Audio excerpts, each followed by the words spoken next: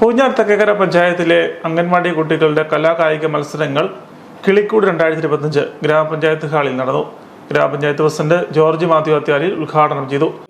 അവരുടെ അധ്യാപകർക്കും അവരുടെ സഹായികൾക്കും അതോടൊപ്പം തന്നെ നമ്മുടെ പ്രിയപ്പെട്ട മാതാപിതാക്കൾക്കും എല്ലാവർക്കും ഒരു ദിവസം ഒന്നിച്ചു കൂടുന്നതിനുള്ള ഒരു അവസരം നമ്മളിവിടെ ഒരുക്കിയിട്ടുള്ളത്. അപ്പോൾ തീർച്ചയായും നമുക്കറിയാം, നമ്മുടെയൊക്കെ ചെറുപ്പകാലങ്ങളിൽ ഇതുപോലെ ഒരു വേദിയോ സദസ്സോ ഒന്നും നമുക്കില്ലായിരുന്നു. നമുക്ക് ഏതെങ്കിലും കായിക രംഗത്തൊക്കെ കഴിവുകളുണ്ടായിരുന്നെങ്കിൽ പല ആളുകളെ സംബന്ധിച്ചും അത് പ്രദർശിപ്പിക്കാനോ അത് അവതരിപ്പിക്കാനുള്ള ഒരു വേദി ഇല്ലാതിരുന്ന ഒരു കാലഘട്ടമായിരുന്നു. Vice president Rajamma Gopinath അധ്യക്ഷയായിരുന്നു.